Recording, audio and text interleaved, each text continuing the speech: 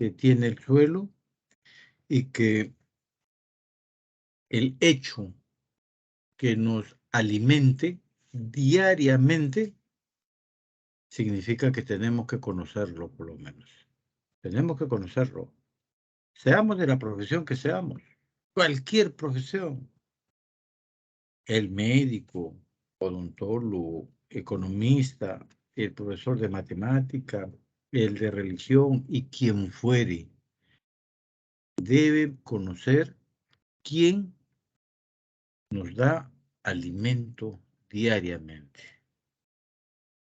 Si concebimos que todos los días hay que ir al mercado, hay que comprar lo necesario para preparar nuestros alimentos, y ahí termina todo.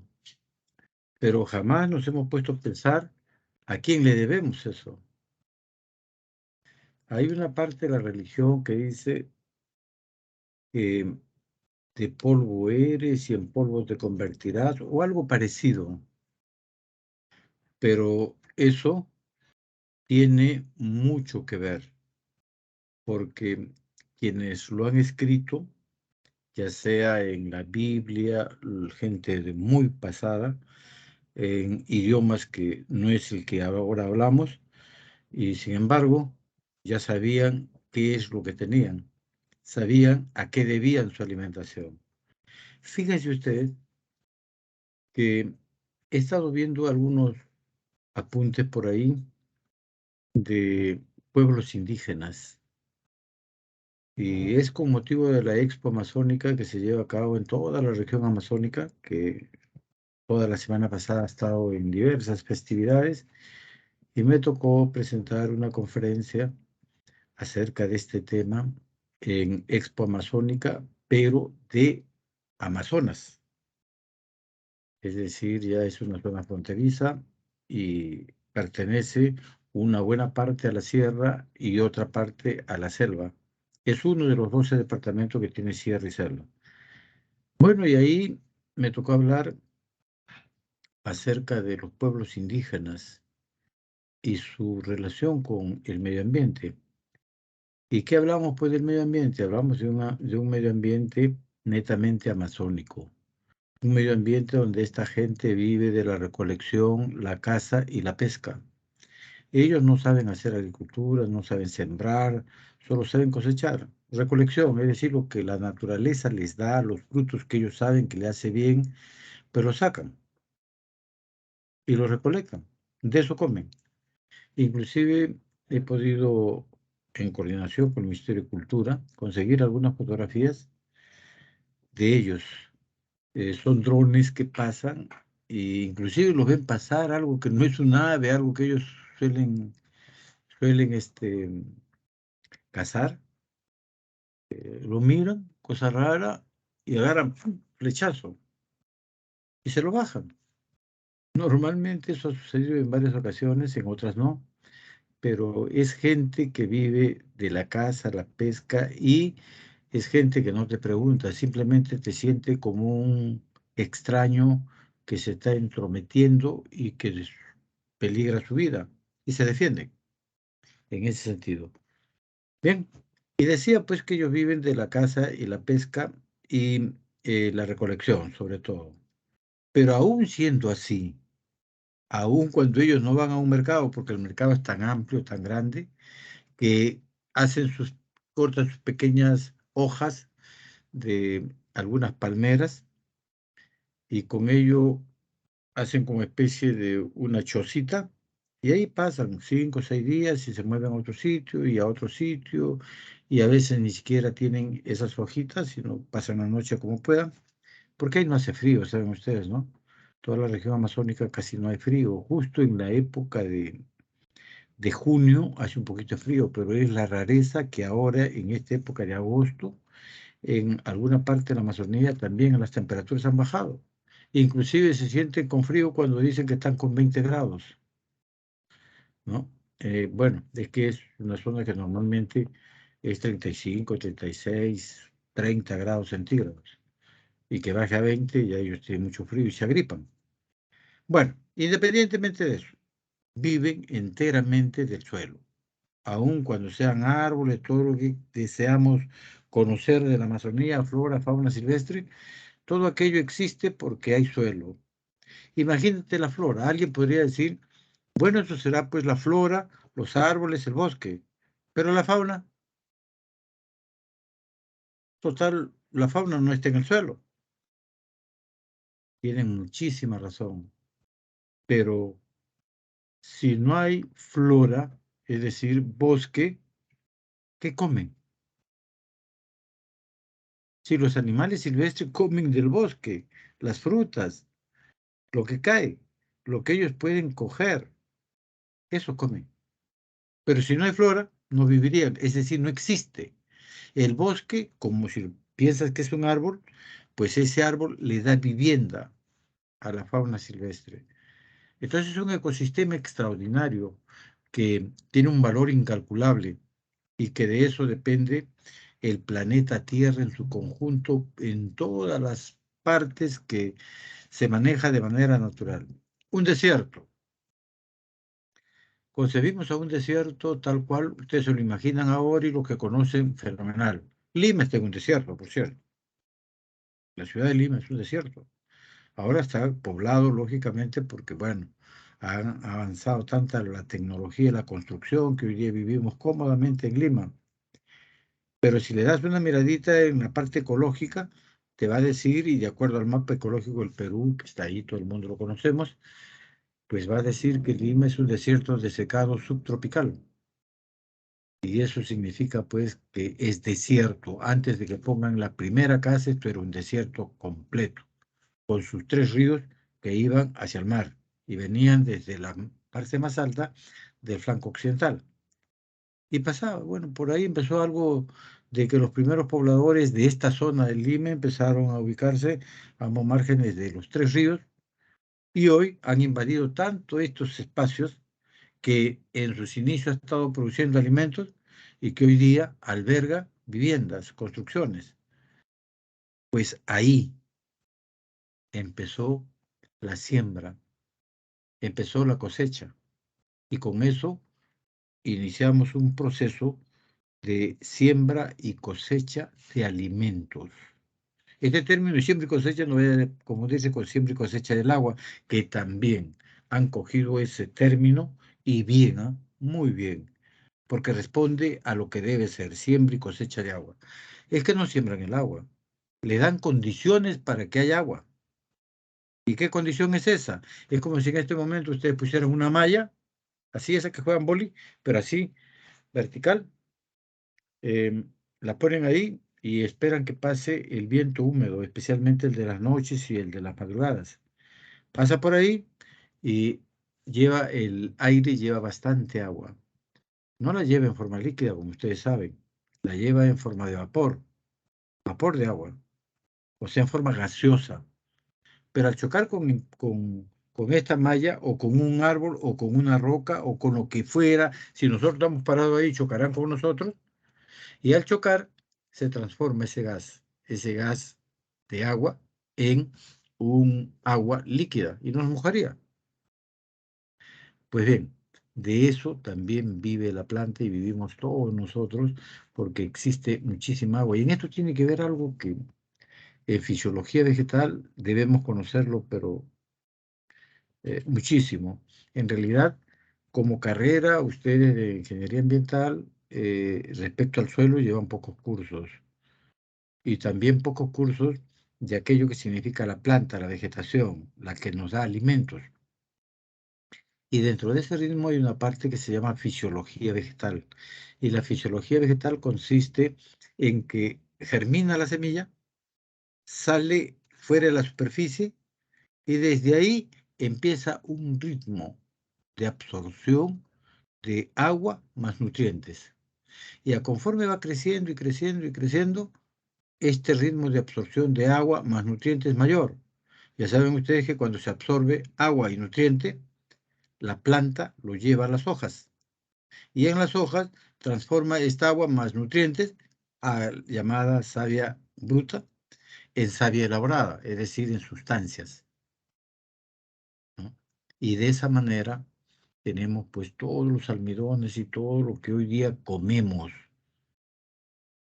cualquier parte vegetal, como ya lo he dicho en ocasiones anteriores, comemos raíces, comemos rizomas, comemos fluema, es decir, cortezas, por ahí si no se acuerdan, por ejemplo, un caso puede ser la canela, por decir algo, ¿no? Comemos leño, ramas, hojas, flores, frutos, semillas, etcétera, etcétera, etcétera, etcétera. Con decir algo que de repente le llama un poco la atención, el higo es una flor.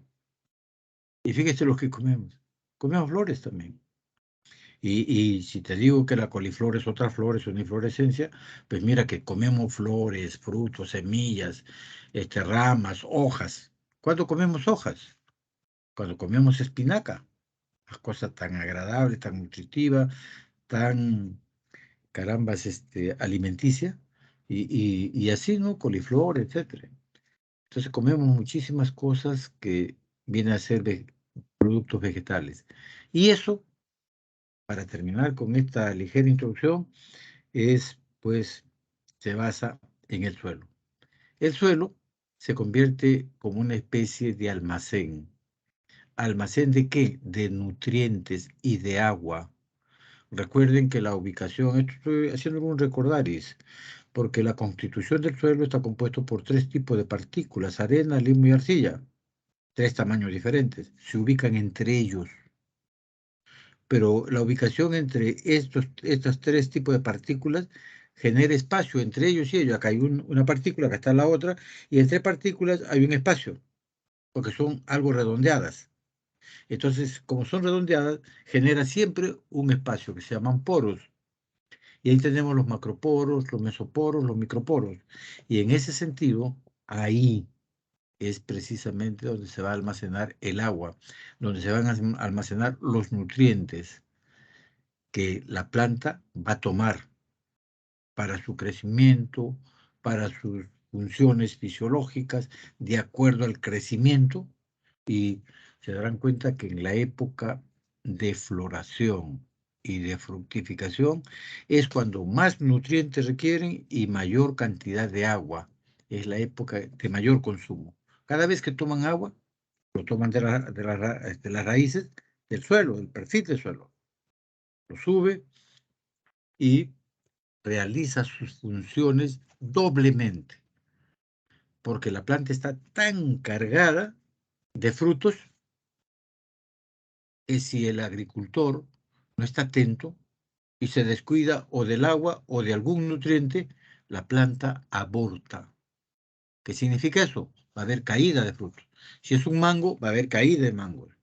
Si es pacay, va a haber mucha caída de flores de pacay. Si es palta, igualito, vas a encontrar el piso ahí al pie de la planta, pero flores que han caído. ¿Y por qué no cuajaron? Tu problema, pues eres un mal agrónomo, no estás atento. O eres un productor agrario que recién está empezando y ese golpe que te está dando la caída de flores que no cuajaron en fruto, porque el fruto es lo que vendes, la palta misma, que te cuesta. Debiste haber ganado, por decirte algo, $20,000 por hectárea y tienes 10 hectáreas. Pues, y con la caída que ha tenido, apenas si recuperas tu inversión porque el agua tiene un costo y mantener el cultivo tiene un costo y apenas si recuperaste lo que invertiste. Es decir, un mal negocio. Entonces, todo esto significa que tienes que estar atento y producir tus beneficios en base al suelo y en base a la planta, que al final vendes los productos de la planta y en consecuencia tienes que lograr eso, obteniendo rendimientos óptimos o más del rendimiento óptimo, para que los productores agrarios con dignidad puedan atender sus necesidades, educar a sus hijos, tener calidad de vida. Y eso lo da el suelo como lo da cualquier otro negocio. Tienes $10,000, $5,000 ahorita para invertir en agricultura y los invierten, los arriesgan. No sabe cómo se va a comportar la naturaleza, va a haber friajes, van a haber picos de temperatura altas o picos de temperatura muy baja que afectan la fisiología normal de un vegetal. Como hoy, ¿qué pasaría si tenemos un frío terrible esta noche? caramba, nos va a afectar de alguna manera, vamos, la mayoría va a estar mal de su garganta, va a estar mal con la gripe, está algo enfermizo. Pero si el pico va para arriba y en lugar de llegar a 28, 26, como normalmente llega en Lima, se va a 35. Pues nos vamos a desesperar, ¿no? Mucha calor. ¿Y qué creen? ¿Que la planta no es un ser vivo? Esos picos fuertes hacia abajo o hacia arriba de temperatura lo va a afectar. Su fisiología va a bloquearse. Ese simple hecho que dure medio minuto con una temperatura que se va a 40 y normalmente puede soportar hasta 35 y solo duró un minutito, la afectó. Y lo que iba a producir al 100% porque lo vas conduciendo muy bien ese cultivo, por lo menos vas a tener el 25% menos, la cuarta parte menos. Y súmalo por 10 hectáreas que tienes. Los que tienen 30 hectáreas por 30. Entonces, pérdida fuertísima. Bien, bien. Eso en consideración a lo que vendría a ser un medio en el cual se lo debemos todo, porque nos alimentamos de ella. Bien, eso es la planta. Pero para conocer la planta, primero tengo que conocer al suelo. El agua, caray, ustedes llevan cursos de agua, pero lo llevan muy bien. Hidrología, manejo de cuenca, que es un excelente curso, es una de mis pasiones. En otra universidad yo enseño ese curso de manejo de cuencas, como debe ser para una formación que cultiva suelo, cultiva plantas, es decir, para agronomía. Y eso es excelente. Bien, jovencitos. Entonces, hoy nos toca terminar una partecita que se quedó inconclusa y es aquello de que la roca, después de haberse formado, pasaron miles y miles de millones de años y por fin formó suelo. Pero no es tan fácil decir eso cuando decimos la roca. Tenemos que ser claros y decir la parte superficial de la roca. Recuerda, si te lees un informe geológico, te van a decir que la formación chonta, la formación tal o cual, hablamos de geología, pues tiene una profundidad de 800 metros, de 1 kilómetro, y de horizontal, pues 3, 4 kilómetros, y va una formación, ¿no? O una familia geológica, ¿no? Entonces, eso es un solo tipo de roca. Pero de eso, a nosotros lo que nos interesa es solo la parte más superficial. Ahí está el suelo, en la parte más superficial. ¿Y el suelo a quién se parece? A su madre. ¿Y quién es su madre? La roca. Y si esa roca es de granito, el suelo va a ser arenoso. Y si esa roca es de lutita, el suelo va a ser limoso. Si esa roca es arcillolita, su nombre lo indica, el suelo va a ser arcilloso. Si es limolita, igual que la lutita, limosos. Y si es de arenisca, ni qué decir, igual que el granito, van a ser arenosos. El granito, grano más grande, y la arenisca quizás varía, porque recuerden que la arenisca es una roca, ¿se acuerdan? Sedimentaria, y va a tener tamaños variables, ¿no? En tanto que el granito es ígneo, y de ahí hablamos de otra cosa. Y un poquito que tienen que recordar todos los cursos que han llevado, porque por algo lo han llevado con anterioridad, y ahora tenemos que de alguna manera hablar de ellos, conversar un poquito de ellos.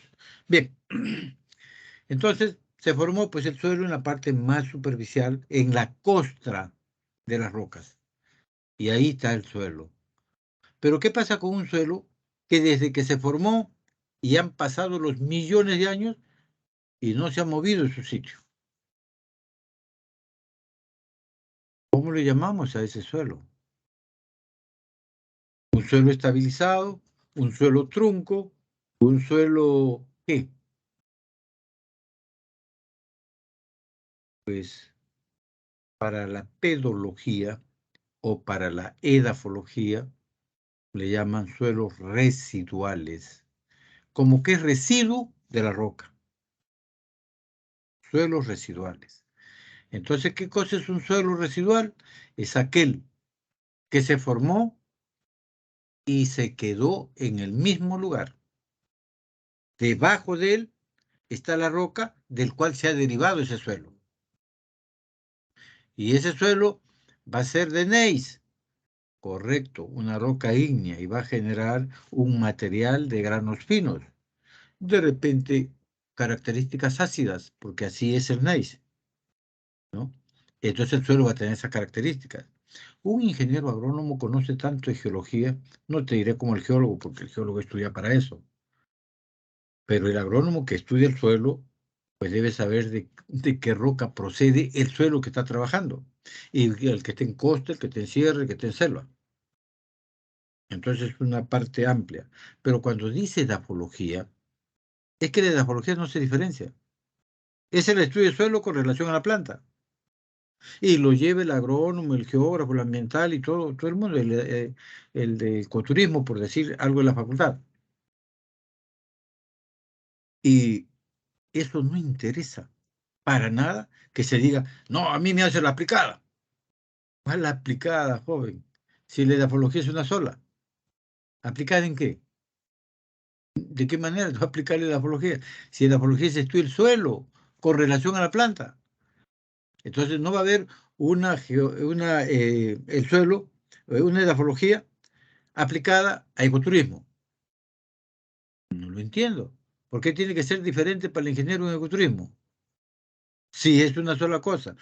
El suelo con relación a la planta, esa es la definición de edafología. Y para ustedes los ambientales, igualito. No hay más. O sea, tienes que estudiar a la edafología con relación al suelo. Si no quieres darle esa relación estrecha que hay entre el suelo y la vegetación cultivada o vegetación natural, entonces no se lleve edafología, pues. Lleven otro curso, pedología.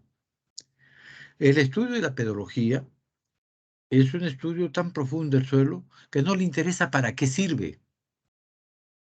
Es el estudio científico del suelo y punto, ahí quedó. Pero cuando estudias edafología es porque estás estudiando aquella ciencia que estudia el suelo, pero con relación a la planta. Así es. Y tan igualito es el de la Universidad Agraria de La Molina como el de la Facultad de Ingeniería Geográfica y Ambiental. ¿Por qué tiene que ser diferente? Si edafología es edafología.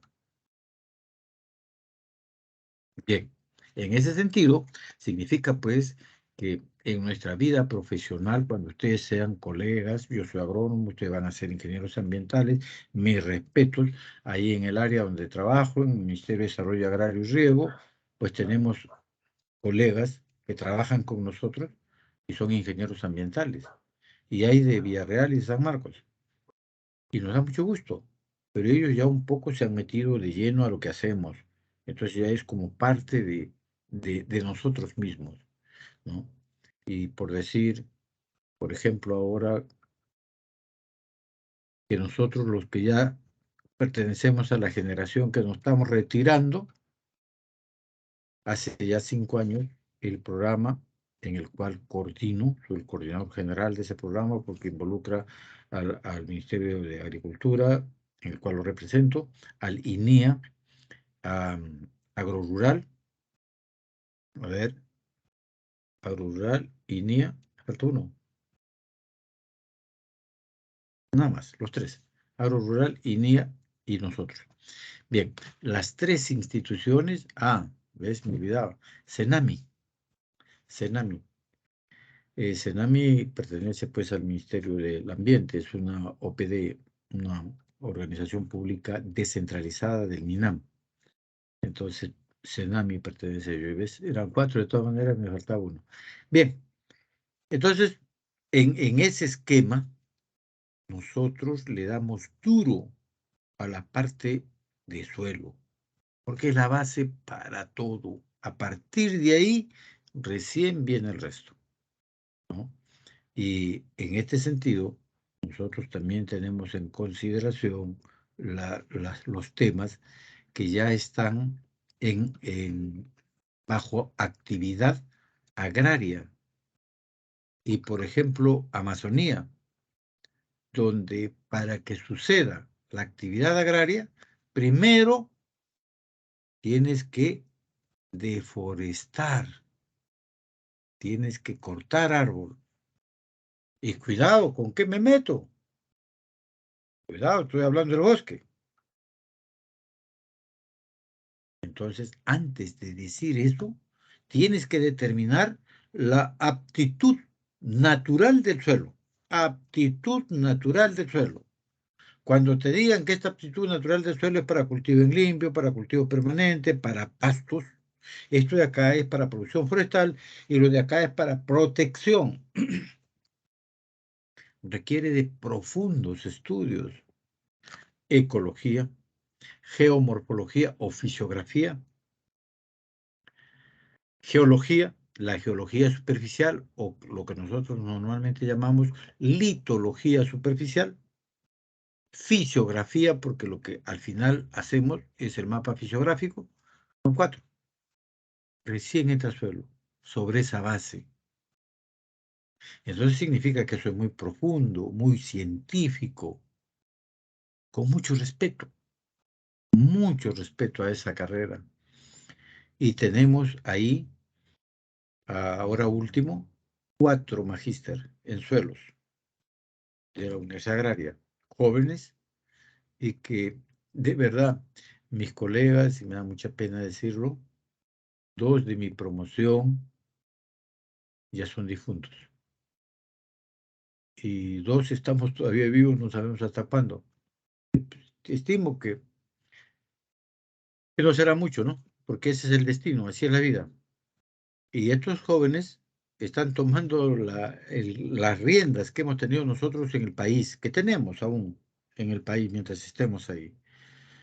Y de eso se trata, madurar con ustedes. Y en la rama de ingeniería ambiental, igualmente, igualmente. Yo no sabía que la agraria tenía ingeniería ambiental. Y no estoy seguro si la UNI también, ¿eh? No estoy seguro, no estoy seguro. Pero bueno, me sorprendió. Y tiene su ingeniería ambiental también. Y ahí hay excelentes profesionales también, o sea, ustedes tienen competencia. Y no duden que un ingeniero ambiental habla tanto de afología como un agrónomo, porque sale de la Universidad Nacional Agraria de La Molina. Y ustedes van a egresar de la Universidad Nacional Federico Villarreal, Facultad de Ingeniería Geográfica, Ambiental y Ecoturismo, igualitos, mano a mano. La afología es una sola. Bien, eso me alegra, porque cuando se integran con equipos interdisciplinarios, pues es una conversación, pero tan alegre, tan amena, que por ejemplo, cuando yo era joven como ustedes, mis primeros pasos y la primera vez que salí de Lima, yo soy de Ica y me formé en la Universidad de Ica, Universidad Nacional San Luis Gonzaga, Facultad de Agronomía. De ahí soy agrónomo. Y vine a Lima a hacer un posgrado a La Molina. Y cuando estaba en el tercer ciclo de mi maestría en suelos, salió un concurso. En ese tiempo había un diario que se llamaba La Prensa. Mire, y decían especialista en suelos. Y decía tener experiencia en suelos. Y ya yo había dado mis primeros pininos, había asesorado algunas tesis, que empecé a trabajar en la Facultad de Agronomía en la Universidad San Luis Gonzaga, y pues ahí asesoré algunos trabajitos iniciales, cuando no sabía mucho de suelos, pero ya tenía esas tesis. Y me valió mucho, muchísimo para el concurso. Resulté ganador, un provinciano. Y mis coleguitas postulantes eran de la agraria, la Universidad Agraria, de aquí de Lima. Bueno, tuve la suerte. Hasta ahora estoy por ahí y me alegro. ¿Por qué? Porque siempre en temas de agronomía y en este caso de suelos, La Molina es el símbolo en el Perú y es la mejor universidad de Sudamérica. Pero eso no quiere decir que los que son de provincia pues no son igual o mejor que muchos estudiantes de acá. También lo son, ¿no? O sea, ¿por qué? porque nos une una sola ciencia. Y cuando tomamos el nombre, como en este caso de la edapología, donde la lleve, es lo mismo. Ya no estoy en San Marcos, hace algunos años, pero cuando los tuve, igualito, a los de ingeniería geográfica, igualito, la misma, el mismo curso, para todos, igual para agronomía, igualito. Así es, Juancito. Ese es el rigor. Bien, entonces decía del suelo residual. Ahora, si existe un suelo residual que no se ha movido de su sitio, significa que habrán suelos que sí se han movido de su sitio. Aquí se formó, aquí está la roca, la parte más superficial de esa roca que dio origen a ese suelo, teniendo en cuenta los 5 factores formadores del suelo, ¿no? Ahí actuaron los 5 factores y hubieron las inclemencias de la parte superficial del planeta. ¿Qué ocurre? Ocurre, ocurre de que hay viento y el viento, recuerden que el viento es el aire en movimiento y como está en movimiento se va hacia el piso, recoge partículas, arena, limo, arcilla y la lleva en suspensión. Y esta energía del aire, ya convertida en viento, se va a distancias largas y donde pierde energía empieza a caer como si fuera lluvia. Empieza a caer estas partículas que llevaba en suspensión. Primero, ¿quién cae? Las partículas más gruesas, las arenas. Sigue avanzando. Luego caen las partículas más finas, los limos. Sigue avanzando. Aquel polvito que lo ves en el aire y que está ahí, que inclusive ensucia tus lentes. Los sacudes todo, pero no ves. Solo sabes que está un poquito empañado, lo vuelves a poner y pues estás viendo bien. Es la arcilla. Y es lo más fino. Y se va a lo más lejos.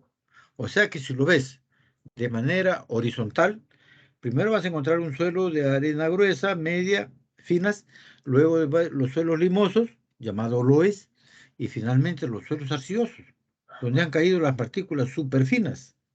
Pero han pasado los miles de millones de años y encima ha caído otro material, ha caído de manera indiferente, otra vez el viento ha actuado, pero esta vez tenía más potencia y donde cayó la arcilla, ahora está cayendo la arena. Y así, una serie de cuestiones, es decir, todo un material eólico, el viento. Han transcurrido los años, la época en la cual ahora estamos, hay proyectos de irrigación y hoy tienes a un suelo eólico en plena producción. Tu problema va a ser cómo lo reconoces. ¿Cómo reconoces que ese suelo es eólico? Ese es un primer tema. Actúan otros factores. Los glaciares. Arriba se desprende, digamos así, 100 kilos de hielo. 100 kilos es poquito, así como un par de sacos de 50 kilos, saco de arroz, un equivalente a ese peso de 2 sacos, 100 kilitos. Entonces viene la parte alta porque justamente es la parte de la cima en donde está este casquete de hielo permanente llamado glaciar. Entonces se desprende 100 kilos y de arriba empieza dando vueltas. Pero esos 100 kilos, a su paso, recoge más material. Va pasando y va recogiendo. Entonces ya no es una bolita de 100 kilos, ya es de 200. Entonces ya pesa 200. Y recoge y ya pesa 1 tonelada.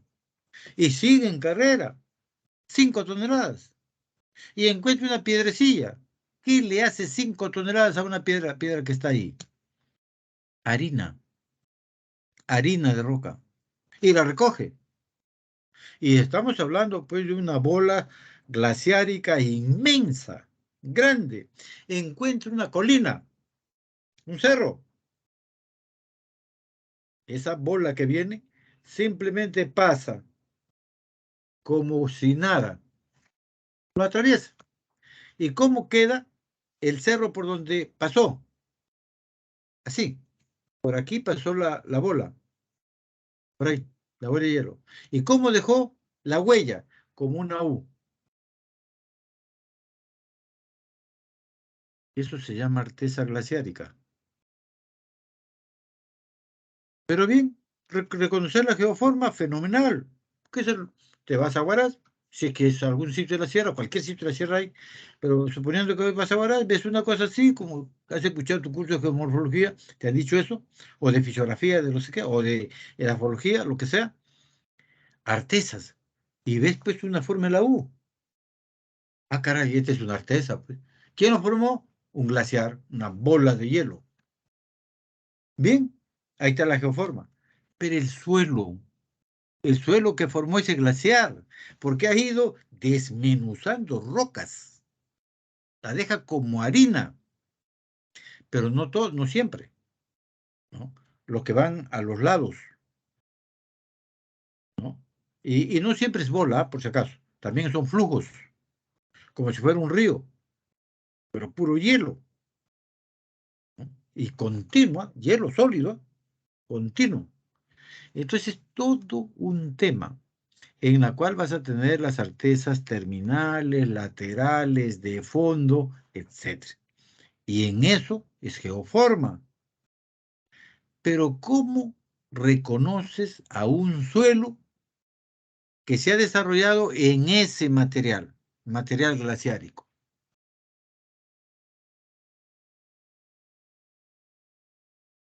Ahí está el tema. Lo dejamos ahí.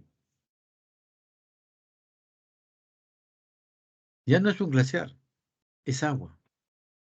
Empieza con cursos de agua muy finos, llamados patrones de drenaje. Son cursitos.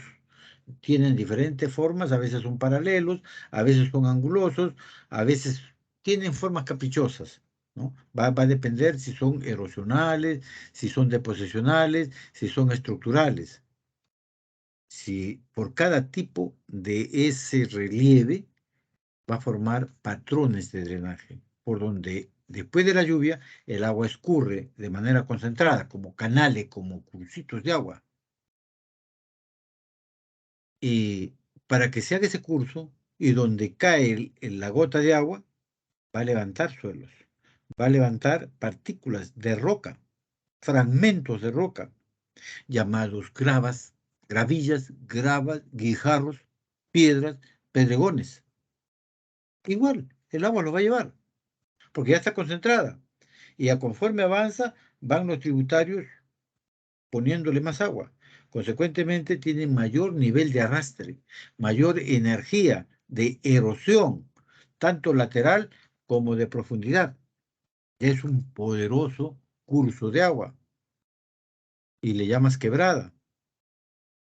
Y cuando es más grande, le llamas río. Pero va cargado de material en tres formas. Material en flotación, en rodadura, en solución y material en suspensión. Cuatro cosas que no es lo mismo. Así lleva las aguas de los ríos a los materiales que ha venido erosionando desde los glaciares, todo el flanco occidental. Y para el otro lado, el flanco oriental, hace lo mismo. Estamos en Perú, las tres cordilleras tenemos ahí, ¿no? Entonces, llega a un sitio donde ya es planura, ya no hay velocidad, las aguas más mansas, se expanden lateralmente. Los materiales, igual que el viento, van a dejarlo primero los más pesados, luego los medianos y al último los materiales finos. Es decir, que cuando este material está en plena depositación, ¿no? Está formando valles. Primero erodó la roca, luego ha empezado a formarlos, a los valles. Entonces, ha dejado ese tipo de material seleccionado por sus tamaños.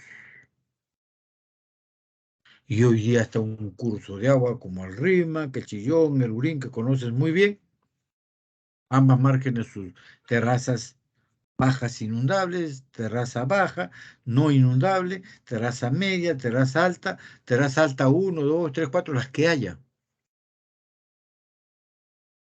Correcto, qué bonito. Ese es geomorfo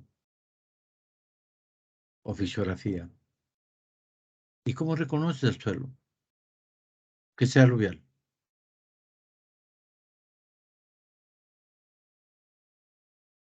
Sencillo, pero hay que recordarlo.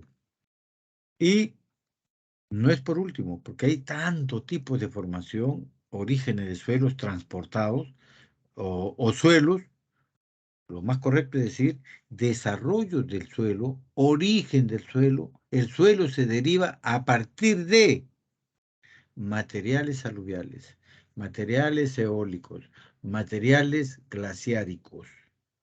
A partir de esos materiales se forma el suelo. Después que se ha depositado ya no es suelo, depósito. Para que se forme suelo van a pasar millones de años. Y acá te doy otro dato que ya tú lo sabes. De acuerdo a la literatura, por cada centímetro de suelo debe haber transcurrido entre 300 a 1000 años.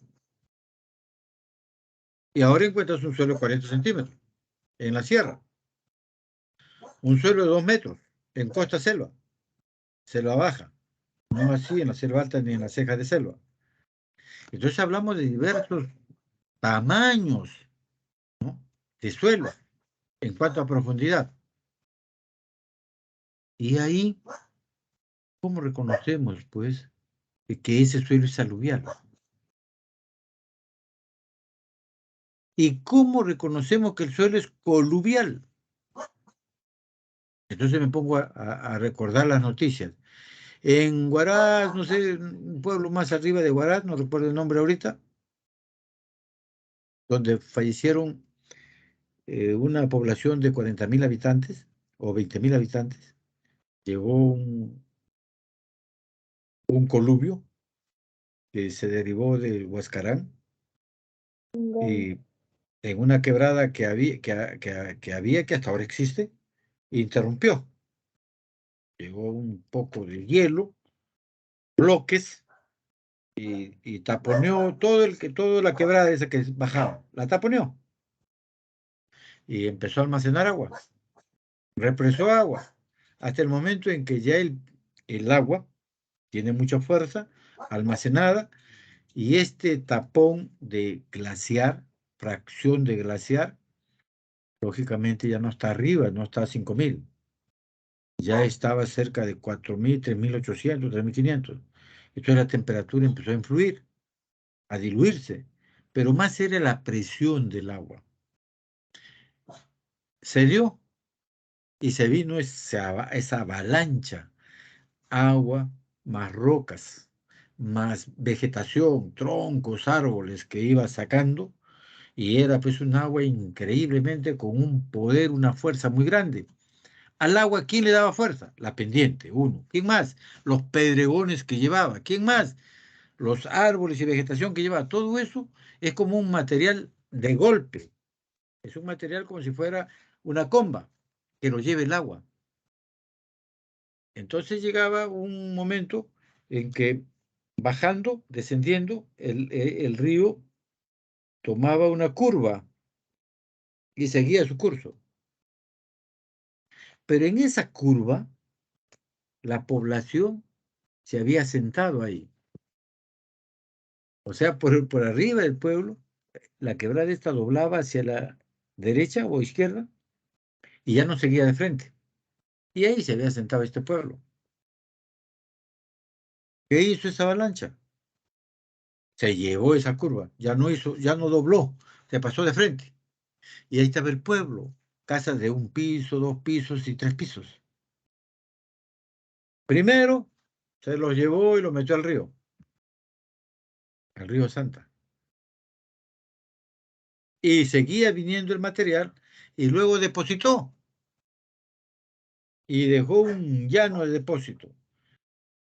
Recuerdo, periódicos, y por ahí ustedes revisen más literatura, en la Plaza de Armas habían palmeras. y salieron. Ustedes saben que las palmeras son bien altas. Ahí, solo el penacho de la palmera arriba y un poquito de palmera, así había quedado. Y el resto era una colmatación tremenda de material. Eso es un coluvio.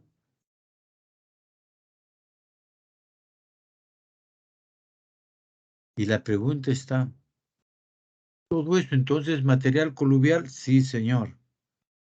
¿Y cómo reconoces a un material coluvial?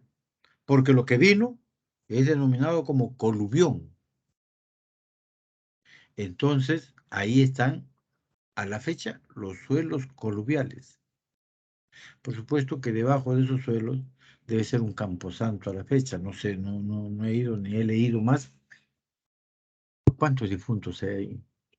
Recuerdo la historia, y ustedes la habrán visto por ahí, que en un circo, porque eso ha sucedido en horas del día, ese almacenamiento ha sido la noche anterior, y a eso de las 4 de la tarde, cuando en un circo de ese pueblo, el payaso, que es un acróbata, estaba en las sogas, ahí arriba, en el circo, un circo, ¿no? Y ahí le había dado función a los escolares, a los niños, función, ¿cómo le llaman ellos? De doble.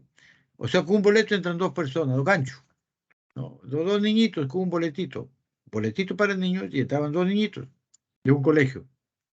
Y otros del pueblo también, pues no, niños también habían entrado y también adultos, unos que otros adultos. Entonces el payaso que está haciendo sus cosas arriba, su acróbata, ve el coluvión que se viene. Y es como si fuera un ángel. Bajó,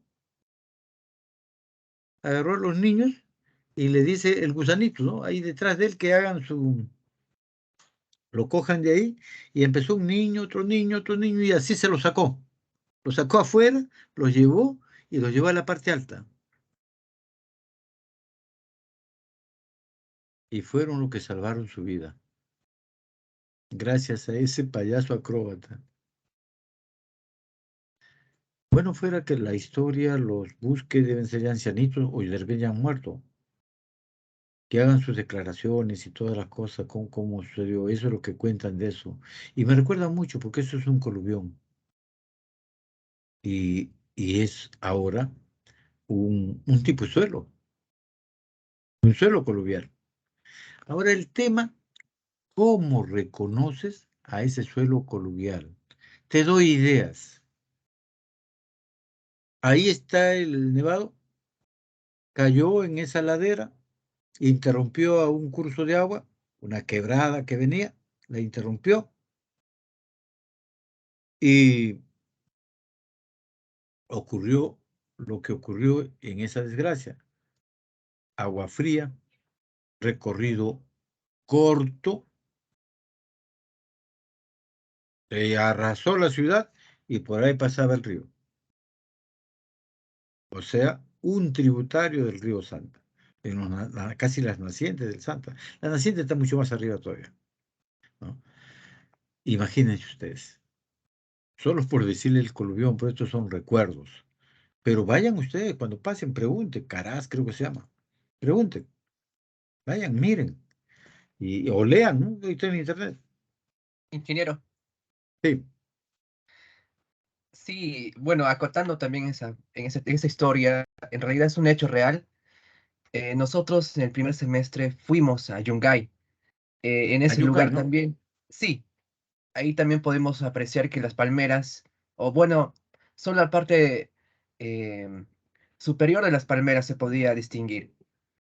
Y también una cruz de la iglesia, de la iglesia que contaba esa ciudad, ¿no? Y es un camposanto, y es un lugar muy bonito también y tiene mucha historia. Muchas gracias por la acotación, muchas gracias. Ese es un camposanto, hay muchos difuntos ahí, hay muchos difuntos. Esa es parte de la historia. Y también ahora lo estudiamos como una parte de un tipo de suelo que ha generado, ¿no? Así ha sido todo, a través de la historia, ¿no? Y nosotros estamos viviendo una época humana, en donde solo vivimos, el que vive más, ustedes van a llegar todos a esa edad, 100 años. ¿Y pues qué son 100 años para la geología, la época geológica?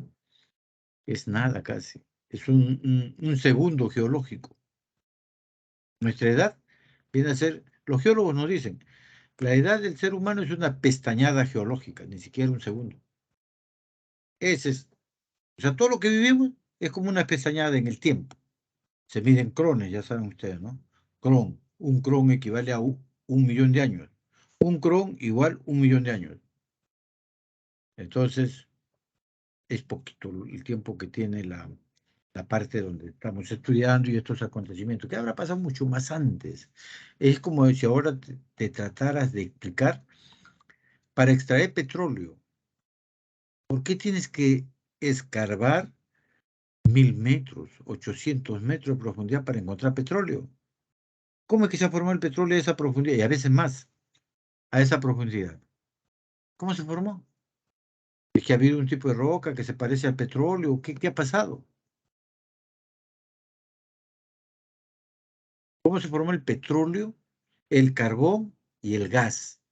Tres cosas que ahora usamos. Le llaman fósiles combustibles. Pues recuerden que esa fue parte superficial en una época y que ahí hay animales de aquella época y árboles de aquella época, bosques de aquella época. Al quedar sepultados han pasado por un proceso de descomposición y lo que hoy tenemos es eso, agotable, por cierto. Imagínense, a esa profundidad. Pasarán pues de aquí a unas cuantas generaciones más.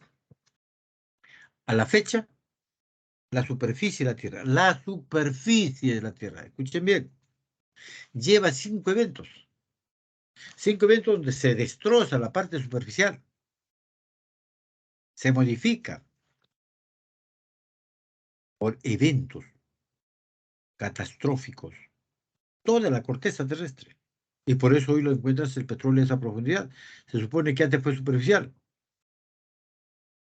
Entonces, nosotros ahorita somos una muestrita de lo que somos y cada vez evoluciona más, pero vivimos muy poquito y la historia humana es muy poquito comparándola pues a la época geológica que se miden en millones de años. Por decirte, una unidad geológica, 1 millón de años, un cron. Ese para abreviar tantísimos años. Es decir, ya ustedes imagínense pues lo incalculable, ¿no? Nosotros, ¿quién va a ver pues eso, no? Es como yo siempre le pregunto, ¿alguien de nosotros habrá visto generarse 1 centímetro de suelo? Nadie.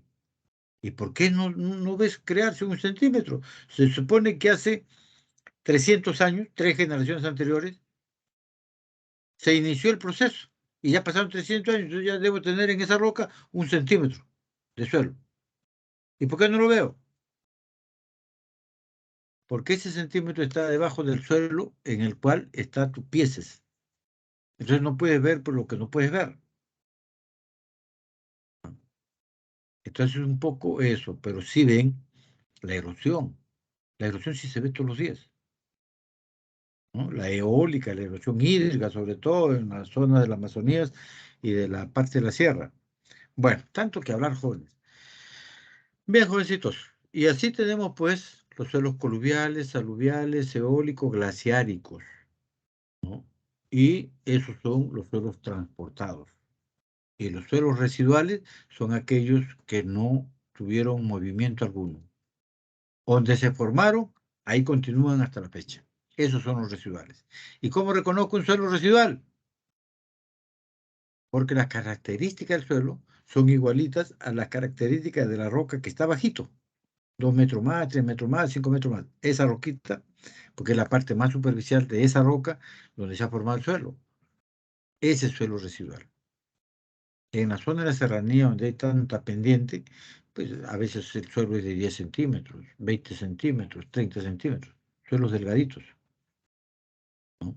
Y esos son suelos residuales, todo el tiempo estuvieron ahí. Más bien están sujetos a erosión, pero lo que se erosiona es la parte superficial y se está formando. ¿Dónde? Debajo de esos 30 centímetros de suelo, abajo, el que está en contacto con la roca, cada 300 años genera 1 centímetro. Pero arriba, de los 40 centímetros de ese suelo, arriba, se erosiona y erosiona con la actividad humana. Y recuerda que si se erosiona tanto, aparece la roca. Y en la roca no hay alimentos, no se siembran alimentos. ¿Dónde está la papa, la magua, la oca, el trigo, la cebada, la avena, ¿no? La kiwicha? Si es sierra, eso va en el suelo. Eso no crece en roca. Entonces miren lo importante que es el suelo. Una barbaridad de importancia que tiene. Y ustedes, jovencitos, bueno, atiendan este tema ya que me han dado la oportunidad de llevar este curso con ustedes, pues me gusta consolidar lo que ya ustedes de alguna manera lo saben, lo conocen, solo que les estoy recordando de alguna manera para que sigan adelante. Bien, bueno, me pasan la voz a la hora que debo de colgar para, para cambiar, ¿eh? Porque, a ver, ¿dónde estamos? 8:20. Todavía falta. 8:20. Bien, entonces, antes de que el tiempo nos gane, voy a pasarle lista y cuando salimos y volvemos a ingresar a las 8:20, de nuevo pasamos lista. A ver, estén atentos, activen sus micrófonos y vamos a ver si ahora les doy también unas tareas. No sé si ya han hecho la que le di la vez pasada y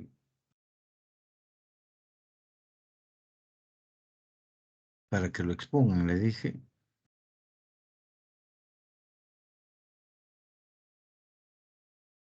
Acá está.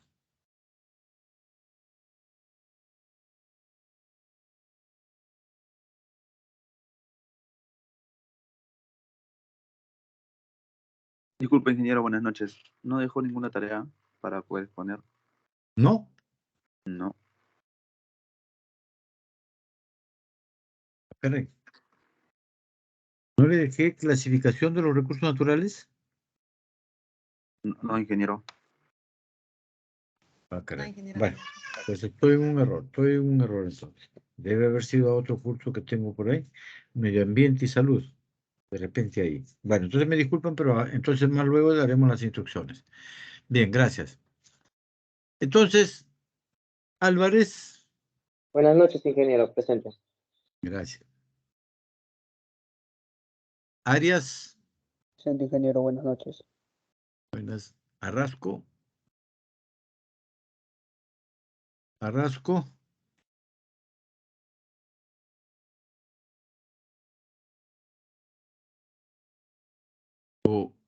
Bobadilla, Buenas noches, ingeniero, presente. buenas. Bolívar, Buenas noches, ingeniero, presente. buenas. Ingeniero, Urrege, disculpe, le habla la alumna Rasco. Tuve ahorita justo mi conexión se me fue y he vuelto a ingresar. Disculpe. a ver. Usted, la señorita Rafa, dice, pero todavía no llegaba a la R. A ver, esté atenta cuando llame su nombre. Estaba con Disculpe, Bolívar. ingeniero.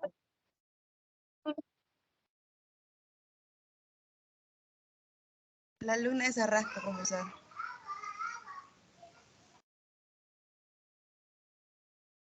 Bien. Buleje. Buenas noches, ingeniero. Buenas noches. Camasca.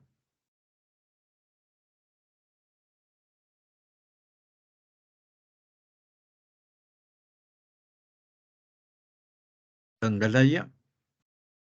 Presente, ingeniero. Buenas noches. Buenas noches. Carrera. Buenas noches, ingeniero, presente. Buenas. Castro. Presente, profesor. Buenas noches. Buenas noches. Joyatupa. Buenas noches, ingeniero. Presente. Buenas noches. Chávez. Presente, ingeniero, buenas noches. Buenas. Coronel. Cóndor, perdón. Cóndor. Presente, ingeniero, buenas noches. Buenas noches. Coronel. Presente, ingeniero. Muy buenas noches. Buenas. Fran Cule.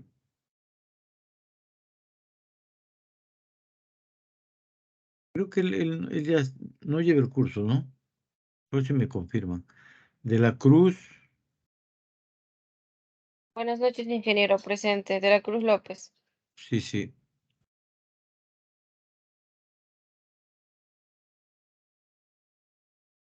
Guamán Ibarra. Buenas noches, ingeniero presente. Ingeniero Buenas servidor de noches. la Cruz Pujay.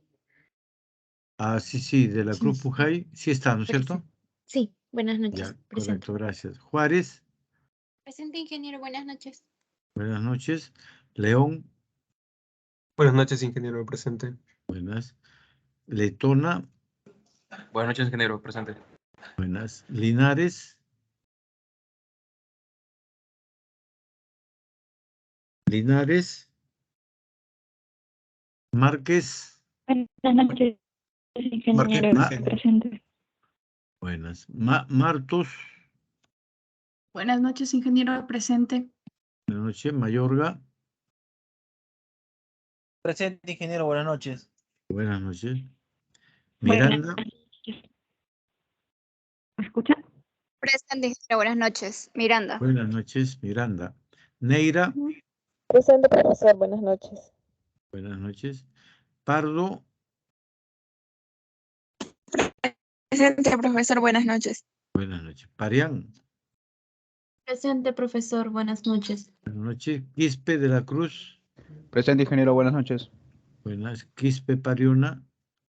Presente, ingeniero. Buenas noches. Rodríguez. Buenas noches, ingeniero presente. Rosales.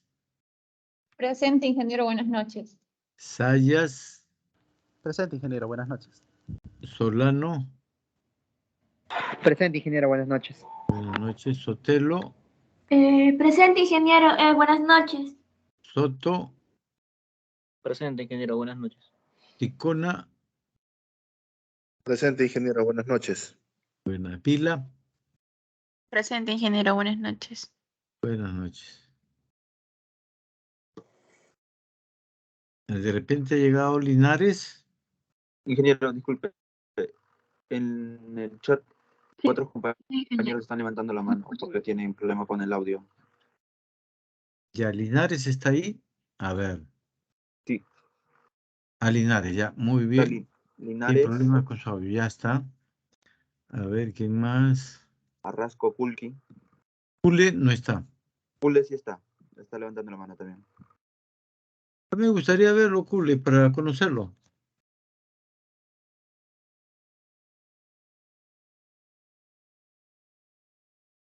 Profesor. A ver, Camasca. ¿Me escucha? Camasca, sí. Sí, ya lo vi, está la manito levantada. Arrasco. Ah, también está. Sí, ya lo vi. Tenía problemas. Sí, lo vi. Gracias. Bien. Pues estamos todos. Correcto. ¿Hay alguien por casualidad que no se le haya llamado y está? Están todos, ¿no? Correcto. Bien. Vamos a hacer un repasito y luego entramos de lleno a la parte que tenemos que ver hoy día.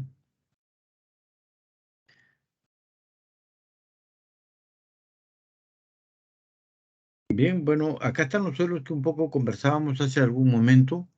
Acá están los suelos residuales que le conversé, son aquellos suelos que no se han movido de su sitio. Los suelos transportados, que son aquellos que han salido de su sitio y están en otro lado. O sea, ya no están en su sitio donde se formaron. Son los aluviales, los coluviales, los lacustrinos, los marinos, los glaciáricos, los eólicos, los volcánicos. Entonces, nos vamos a Arequipa, la parte alta de Arequipa, por ejemplo, por decir algún sitio del sur, ¿no? Arequipa, y agarramos un suelo que aparentemente está seco, no tan seco, pues, pero no está húmedo, en otras palabras. Lo cogemos entre nuestras manos y empezamos a estrujar el suelo. lo ajustamos y lo soltamos, así lo empezamos a estrujar. Fuerte, fuerte, fuerte, cada vez más fuerte. Y ese suelo empieza a humedecerse. Y seguimos ahí, hasta gotea. Pero originalmente era un terroncito seco. Y ahora está mojadito y está goteando. Ese fenómeno único y exclusivamente lo tiene el suelo volcánico. Y es la forma de reconocer el suelo volcánico, y a ese fenómeno se le llama tixotropía. Anoten si desean. Tixotropía. Tixotropía, pues, es el agua que tiene, pero que no se manifiesta, y solo estrujándolo y estrujándolo hasta escurre agua. Es la mejor forma de reconocer a un suelo volcánico. Pero aparte, el suelo volcánico tiene otra característica para ser reconocidos, que ya lo veremos luego, ¿no? El eólico, ya un poco le conversé, el glaciárico también, los marinos y los lacustres son algo parecido, los coluviales y los aluviales, algo hemos dicho de ellos. Así que de lleno vamos a entrar a donde están la formación de los suelos para darle una miradita.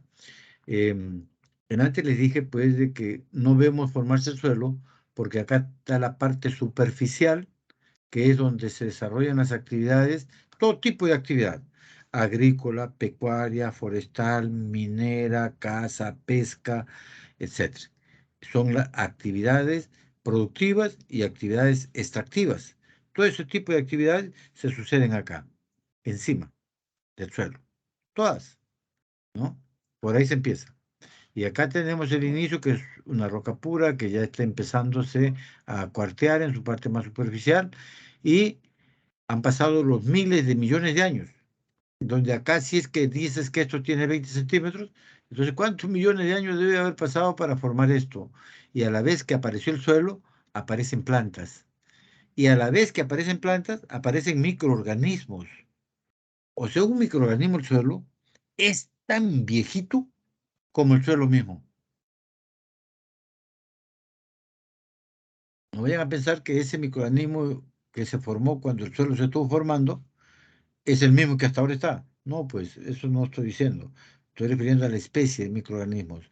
O sea, habían microorganismos en esos tiempos y hasta ahora están. ¿Por qué? Porque se generan en base, así como se formó esa vegetación, así mismo se están formando los microorganismos.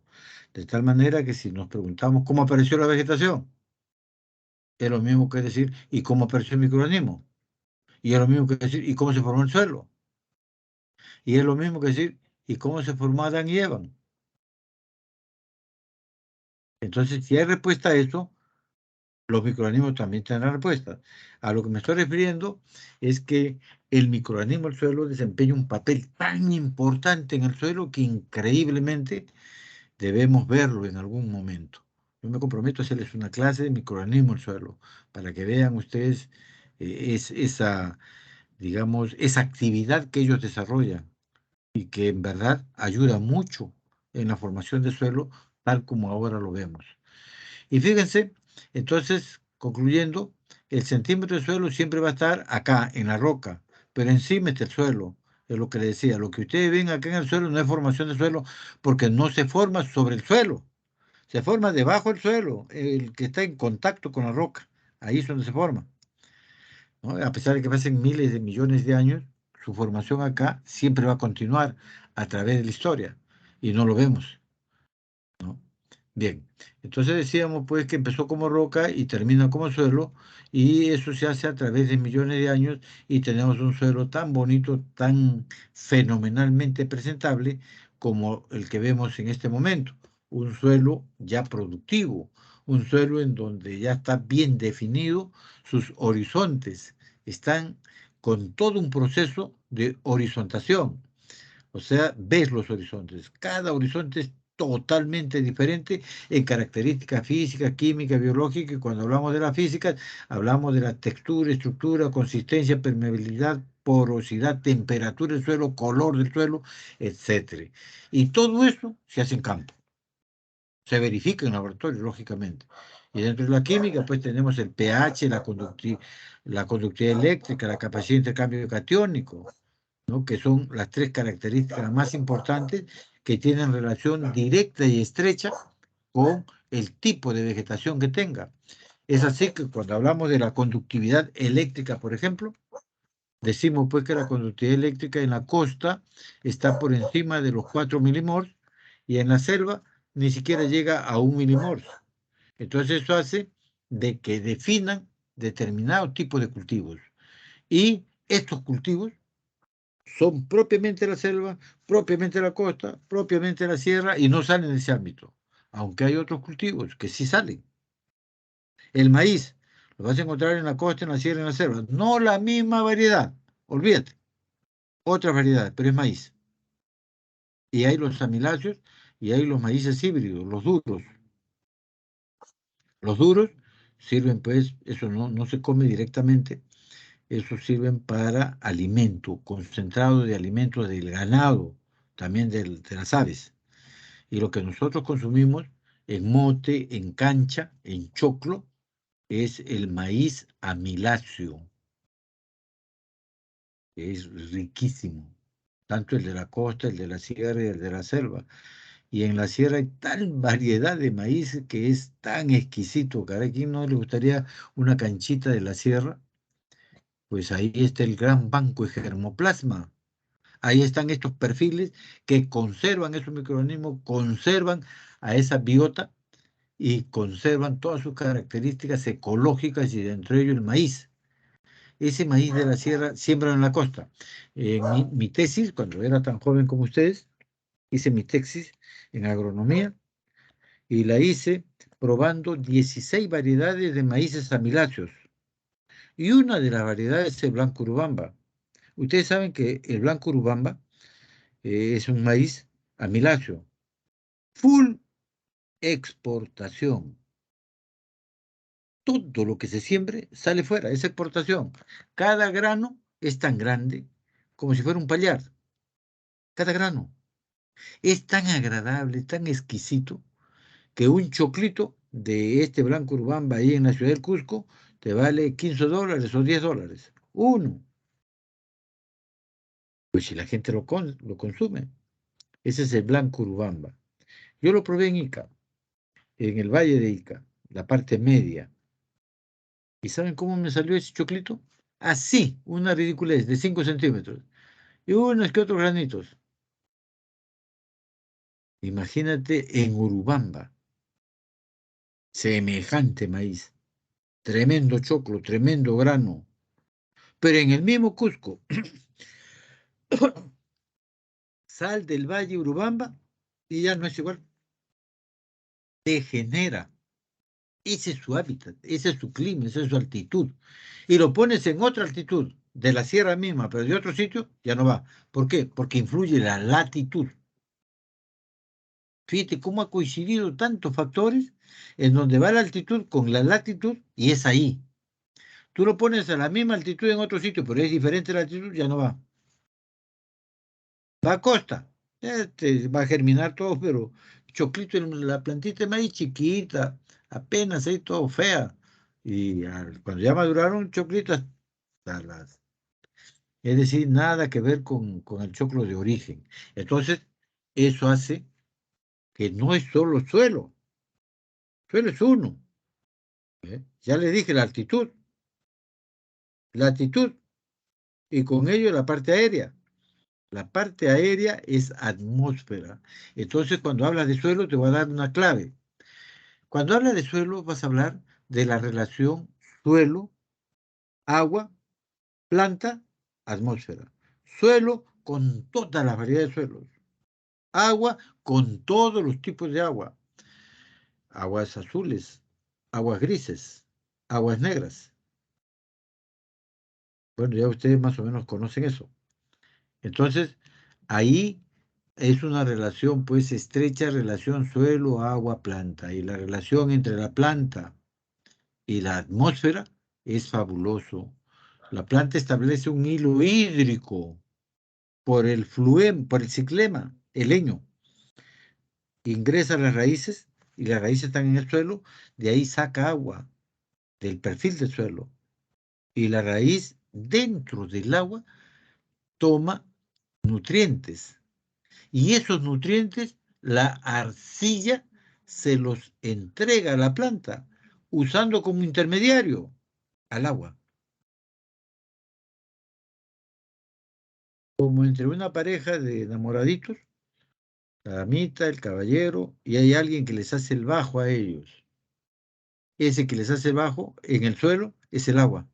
El agua lleva el nutriente a la raíz de la planta. Y la planta lo toma. Cuando la planta quiere más de un nutriente, se lo lleva a través del agua. Entonces, cuando el agua ya está con ese nutriente en minoría o no lo tiene porque ya la planta se lo llevó a la raíz de la planta, la arcilla suelta un elemento, el que falta, y pone en equilibrio el agua con ese elemento. Entonces la planta lo vuelve a tomar. Depende de su periodo de crecimiento. El ritmo de absorción de nutrientes va acorde con el crecimiento de la planta. Es un mundo increíble lo que ocurre, lo que no ves. Es un fenómeno. Caray, tener que estudiar todas esas cosas, pues es fabuloso. Y eso es lo que ocurre ahí en el suelo, la raíz, la relación que hay entre la planta y el suelo. Ahí está. Entre el agua y el suelo. Ahí está. ¿Dónde es que se deposita el agua? En el suelo. En el macroporo, en el mesoporo, en el microporo. ¿Dónde? ¿Cuándo ocurre filtración? Cuando el agua pasa, ya no se queda en el perfil, se va hacia las profundidades, ¿no? Se pierde, pero hacia abajo. ¿Quién lo lleva? La gravedad. ¿Quién lo lleva hacia arriba? La temperatura. Es decir, que por todos lados el agua va a perderse del perfil. Además de que independientemente de la evaporación, que es temperatura, pérdida de agua a través de los poros hacia arriba, hacia la atmósfera, y también a través de la filtración entre los macroporos, se va hacia abajo, hay una pérdida. Pero además de eso, tiene la planta. La planta, la raíz, absorbe agua, la lleva a las hojas, y en la hoja hace un intercambio. Toma el CO2 del ambiente, utiliza el carbón para su proceso de fotosíntesis y expulsa el oxígeno. Es decir, ¿cómo te purifica el ambiente? Te toma un CO2 que es tóxico, es un gas. Ahí lo responsable, parque automotor, fábricas, industria, basurales. Y ahí tienes pues a ese CO2 que la planta te lo toma para su proceso de fotosíntesis. Y sabe que no le gusta el oxígeno del CO2. Lo expulsa, lo bota. O sea, mira, la planta a la vez toma el CO2 para su proceso de fotosíntesis, se queda con el carbón y expulsa el oxígeno. A la vez te está purificando, está tomándose un tóxico y está botando pues algo que purifica el ambiente, el oxígeno. Es un fenómeno. Esa relación planta-atmósfera. La relación planta-suelo, fabuloso, es el que le da sostén al suelo, es el que le da agua, es el que le da nutrientes. Esto es fenomenal, oiga. Enamórense del suelo, pero entiéndanlo bien.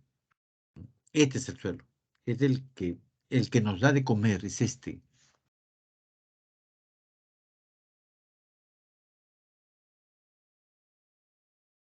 Ya habíamos hablado de la meteorización de las rocas y bueno, ahora les voy a colgar esto que no, tengo varias cosas que hacer, se me pasó, no les he colgado, pero para que lo vayan estudiando ya y vean, pues esto que está en el internet ustedes lo pueden encontrar, ¿no? Solo que ahora se los presento acá y además lo conversamos, lo comentamos. Este es el proceso de meteorización de la roca, así se conforman las rocas, mira, tal cual. Cuarteado, desmoronado, está perdiendo su solidez. ¿Dónde está la definición de roca? Se dice que la roca es un manto continuo, coherente, compacto, impenetrable. ¿Dónde está eso? ¿Qué es lo que ves? ¿Ves un manto continuo? ¿Qué continuo? Está todo resquebrajado. ¿Por qué? Porque es la parte superficial de la roca. Es la parte que está en contacto con la atmósfera. Acá llueve, hay sequía, hay abundancia de agua, hay frío, hay calor. Todas las cosas extremas suceden ahí. Y producto de eso, revientan las rocas. Y no solo eso. ¿Cómo fueron las características del suelo? Perdón, de la roca cuando se formó esta.